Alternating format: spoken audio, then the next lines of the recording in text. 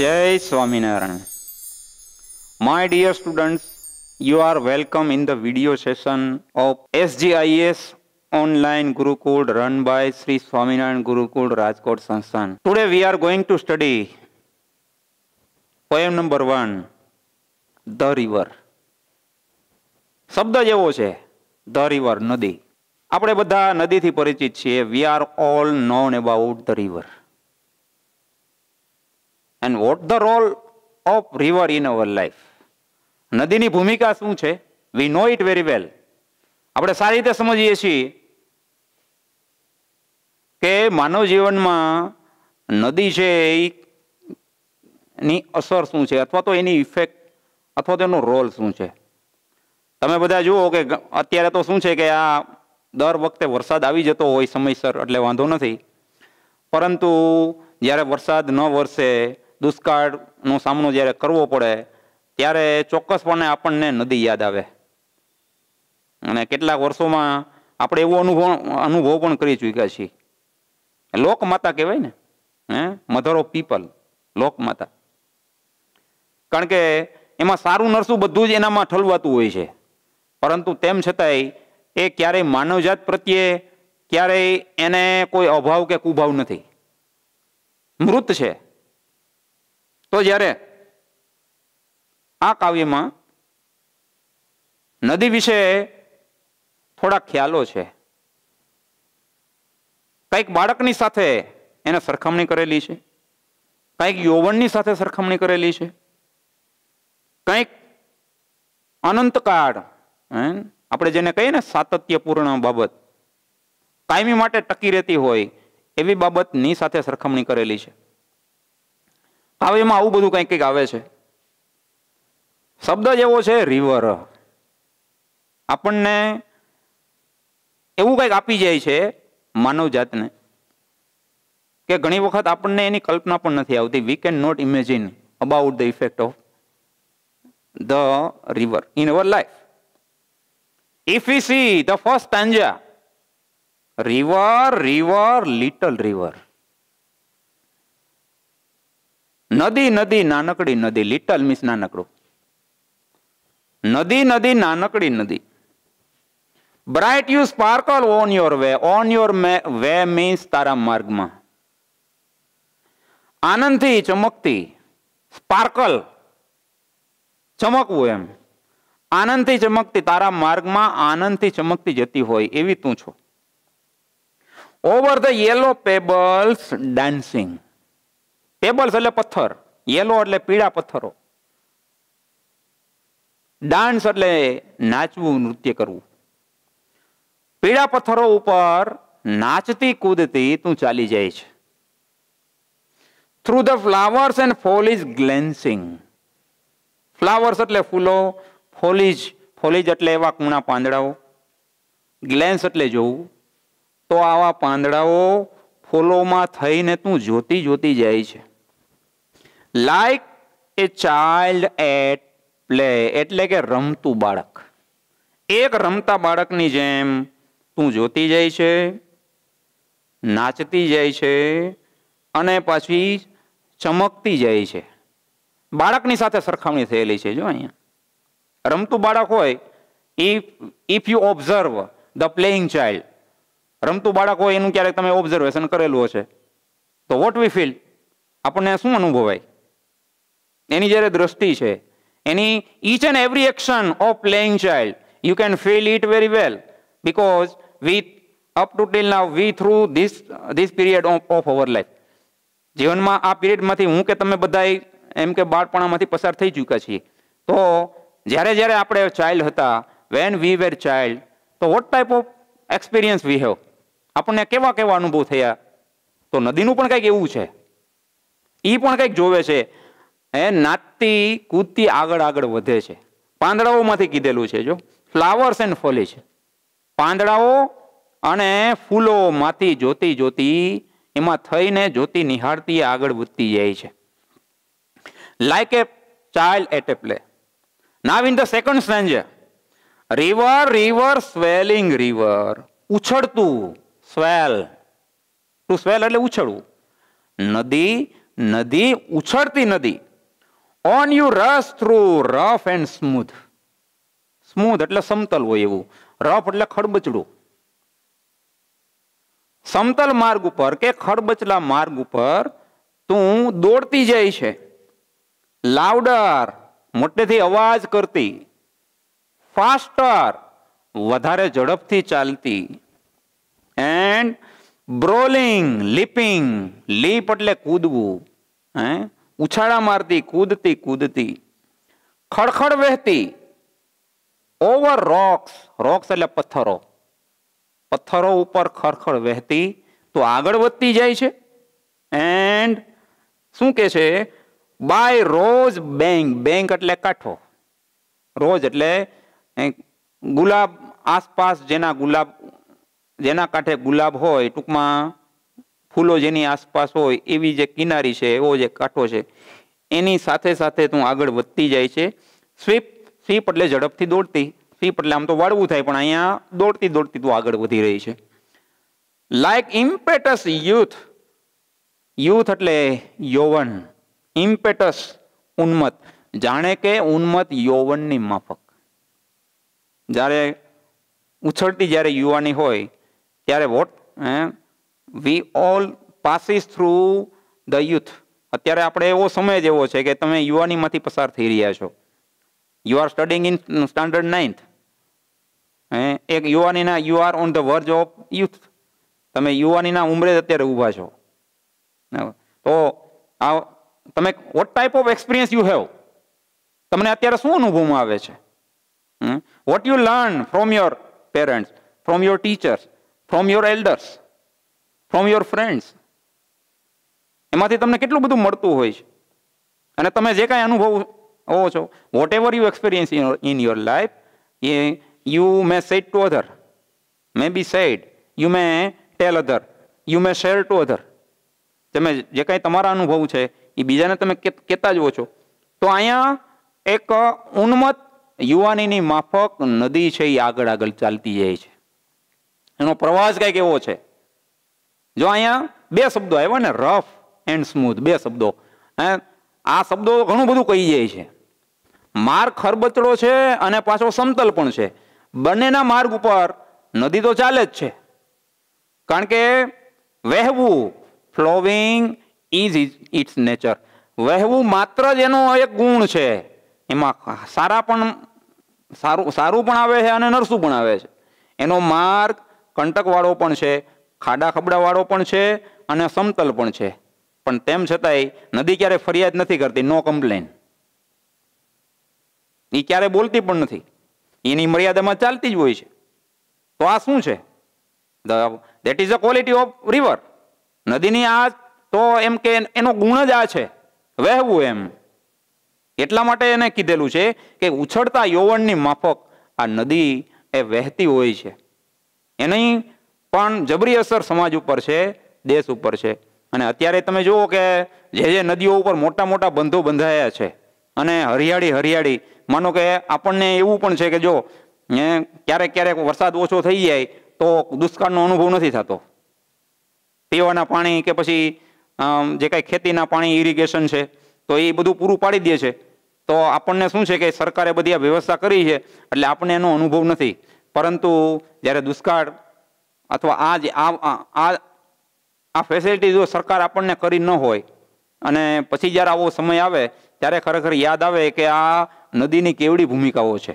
દુનિયામાં કેટલી બધી નદીઓ છે કે એ ત્યાં અમુક ઇઝરાયલ જેવા રાષ્ટ્રો છે કે અમુક જાપાન દેશ છે કે ત્યાં તમે જુઓ કે ત્યાં વરસાદ અમુક ક્ષેત્રોમાં બહુ ઓછો પડે છે. ઇઝરાયલ તો એવું રાષ્ટ્ર છે કે આખી સિઝનનો વરસાદ માત્ર 4 થી 5 ઇંચ પડે છે. તમે વિચાર કરો. પણ તેમ છતાંય આ લોકોએ પાણીનું એક પણ ટીપું સમુદ્રમાં ના જાય એવી આખી ટેકનોલોજી વિકસાવી છે.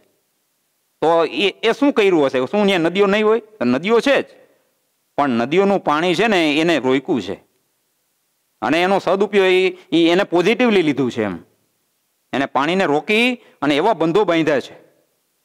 24 કલાક પૂરેપૂરું પાણી મળે છે ખેતીમાં, પીવાનું. છૂટથી લોકો વાપરે છે, તેમ છતાંય એ સારી રીતે જીવે છે. શા માટે? તો કે ભાઈ જો it's a role of river, એ નદીની ભૂમિકા છે જો ત્યાં, અને એ લોકો હરિયાળું છે. અને આયોજન without the planning we feel badness. તમે જુઓ કે આયોજન ન હોય તો પછી મોટો ગમે એવડો દેશ હોય તો શું થઈ ગયું? આપણે અહીંયા તમે જુઓ કે એવડું આયોજન નથી, અથવા તો કંઈક એવું આયોજન કરે તો પછી એનું રાજકારણ અથવા પોલિટિક્સ એટલું બધું એમ કે અંધાધૂંધી વાળું છે કે એ આપણને પ્રોપર જે કંઈ લાભો મળવા જોઈએ ને, we can not get proper benefit of the river, and it will not reach up to here. અહીંયા સુધી એ લાભ નથી પહોંચતા. એનું કારણ શું છે કે it is a lack of management of government. તો સરકારની આ બધી નીતિઓને લીધે અથવા તો કંઈક ને કંઈક એવી વસ્તુઓ બની જતી હોય છે કે એની અવરોધ આવતા રહેતા હોય. માનો કે આપણે સરદાર સરોવર આ યોજના છે, આટલા વર્ષ થઈ ગયા, દેશ આઝાદ થયો, આટલા વર્ષો થઈ ગયા, અત્યારે માંડ એવું કહેવાય છે કે એની ઊંચાઈ એ તો આ સરકાર આવી પછી એમ કે સ્પેશિયલ ધ્યાન આપી અને અહીં સુધી એને પહોંચાડ્યું, બરાબર. બાકી તો આટલા વર્ષો સુધી આ યોજના કંઈક વચ્ચે વચ્ચે એટલા બધા વિઘ્નો આવ્યા, તો એ પૂરેપૂરું જે કામ થવું જોઈએ ને એ તો થયું જ નથી હજી. એની કેનાલોનું કામ જેટલું જેટલું આગળ વધવું જોઈએ એ અત્યાર સુધી આટલા વર્ષોમાં જેટલું કામ થવું જોઈએ એ તો હજી આપણે એનો લાભ મેળવી શક્યા જ નથી. આ એક નદીની વાત કરીશ, બરાબર. નર્મદાનો આ એક બંધ છે આપણે સરદાર સરોવર, આ તમે જુઓ કે